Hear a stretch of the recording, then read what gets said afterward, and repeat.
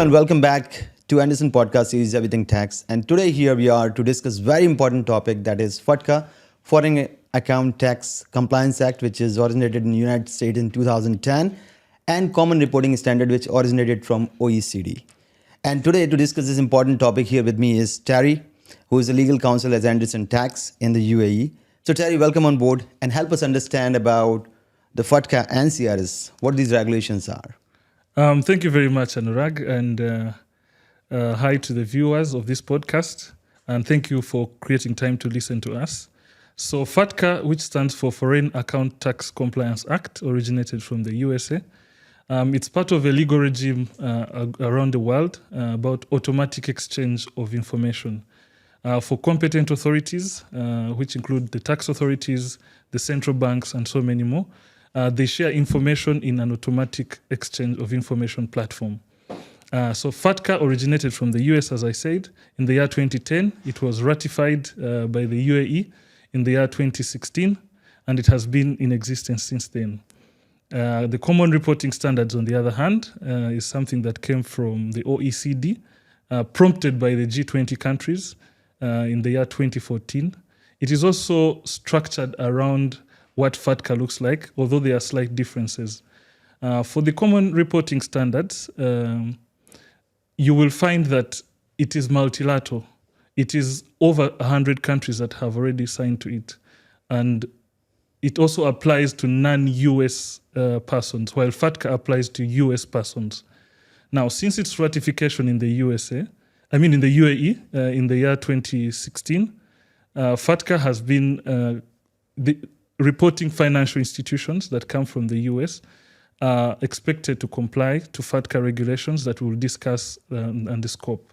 And for CRS, since the year 2018, when it was ratified by the UAE, many of these competent authorities have been on a process of helping the people in the UAE, the entities, to comply. So that's a very important point, that they originated from United States or it is implemented by OECD and ratified by UAE. So this regulation applies to every single entity that is operated within the United Arab Emirates, which means mainland or free zone, or mainland and free zone, or there's only certain free zones are there. So who it applies basically? Okay, so CRS and FATCA, now I'll bundle both of them together because they are similar in the nature of compliance. And one, you must be a UAE entity with a trade license or a commercial license in the UAE. The next thing to determine is whether you are a reporting financial institution. Now, how do you determine whether you're a reporting financial institution? You have to carry out at least one of the four activities that are mentioned in the law. Okay. The very first one is you could be a depository institution. What a depository institute means is that you take on deposits in your ordinary course of banking. That includes normal banks and several institutes that take on deposits. The second would be a custodial institute, and these are the ones that hold financial assets on behalf of others. And if you earn at least 20% or more of your income from holding financial assets of others, and then you fall in the category of reporting financial institutions. The third is you have to be an investment entity. An investment entity is quite wide, and this is where much of the confusion happens. You find that an investment entity covers entities like forex bureaus that handle money on a daily basis. It covers entities like trust institutes and so much more. So this is where now many holding companies are likely to fall if they hold equity in companies that deal in financial assets. Okay. Yes. And is there any other categories? Yeah, the last category is insurance companies. Okay. Yes. So it applies to all the insurance company, whether they do inshore business or they do offshore business or they do reinsurance or they do normal policy underwritings.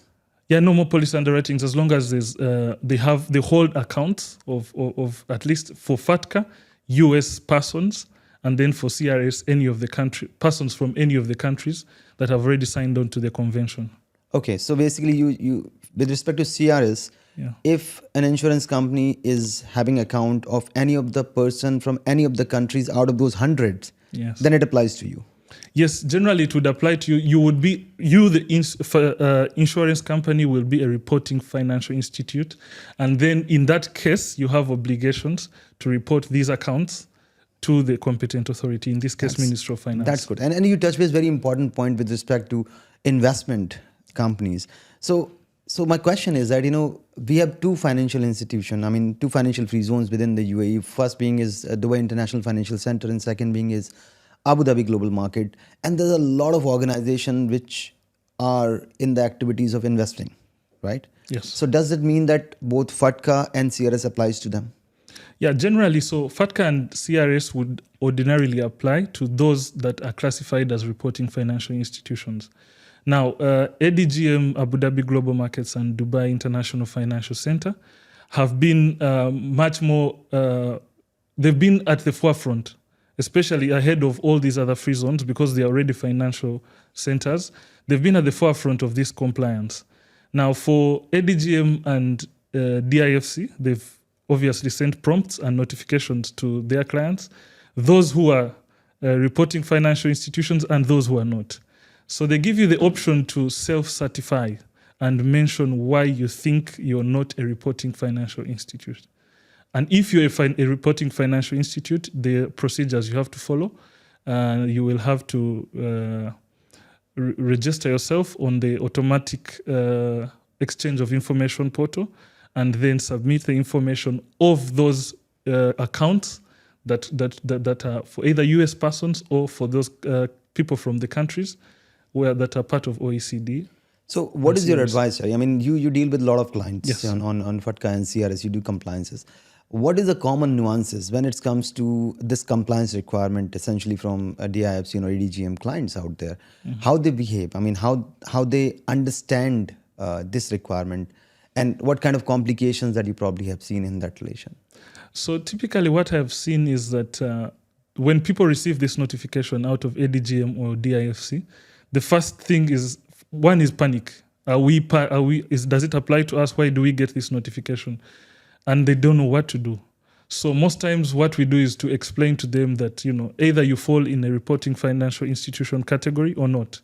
Now, the obligation either way is on you. You must self-certify, whether you're a reporting financial institute or not, in these two, DIFC and ADGM. So most people don't know then, if I am not, does it apply to me? Yes, it does, to the extent that you must self-certify and say, this does not apply to me through the portal. So essentially it means that, even you are not a certified financial institution. Yes. It means you need to declare that I do not fall within this criteria of CRS and FATCA, and declare that. That is very true. And if you're not declared, is there any sort of penalties out there? Yes. So for FATCA, the penalty is heavier. FATCA, and because they've implemented it for a much longer time, with FATCA, the obligation on the competent authority, which ideally would be DIFC or ADGM, would be to withhold 30% of incomes that are US sourced. So, which is really high. And there are several other administrative penalties. Some go up to 10,000 and US dollars and beyond. Yeah. So, what is your advice to businesses when this regulation comes in? Is it an annual compliance that every licensee need to do that? Is it annual compliance? And if it is annual compliance, how do you advise to tackle this situation? What they should do on an annual basis? So if you fall in the category, first of all, of reporting financial institute, then every year, end of June, every year, you must be able to file within the portal, or within either the DIFC portal or the Ministry of Finance portal. Even if you're not a reporting financial institute, then you're required to every year submit through your compliance calendar in the DIFC or ADGM, that you do not fall in the category of a reporting financial institute. And this is on a yearly basis, ending 30th June. That's very important. So annual compliance is there. And to do annual compliances, one has to review their transaction throughout the year, what kind of work that they're doing, what kind of investment are they doing. So I believe it becomes very important for businesses to keep record of, the transaction that's happening through the organization in different vertical, different streams, and different sort of revenue that is happening out there. And then before your calendar, reporting calendar or your compliance calendar indicates, at least a month before or 2 months before, you need to start analyzing those transactions to assess as to whether you become, the covered within these regulations or not. Yes, that's very true. It's very important, at least, to maintain your, because you will see that the threshold is 20% of your income attributed to financial assets, holding financial assets on behalf of others, and so much more. So it is important that you have these records and then review them at least prior to the deadline, or approach experts in this who can be able to help you, like Anderson. Perfect. So I think that's very important information. Very very detailed information that you provided, Terry. One last question that I have. So whenever the clients with respect to CRS and FATCA comes to you for an advisory, what kind of work that you do for them? I mean, is it a kind of advisory note that you issue to them, or is it kind of detailed transactions that you review for them, or is it like you file the declaration on their behalf, or Yes. how does it work? So first is to analyze whether one is a reporting financial institute or not. And that is through typically what we give an advisory memo, very detailed. We look at your transactions, we look at your license, your activities, and so much more. And so after we've given you an advisory note regarding whether or not you fall and the applicability of this FATCA or CRS, we can help you. For example, for reporting financial institutes, we'll be able to help you come up with policies and for compliance on this. We can help you to file your returns with the competent authority. It could be DIFC, it could be ADGM, or Ministry of Finance. And finally, we also sit with you and analyze these transactions, such that next year, if, for example, you were not compliant the year before, you make sure the next year you're compliant. I think that's very well put. So thank you so much, Terry, for such a great information that you shared along with our viewers out there. I really appreciate that. And the next course of action, what we're going to discuss next is, we'll let you know soon. So stay tuned with Anderson Tax podcast series. Thank you so much for viewing us.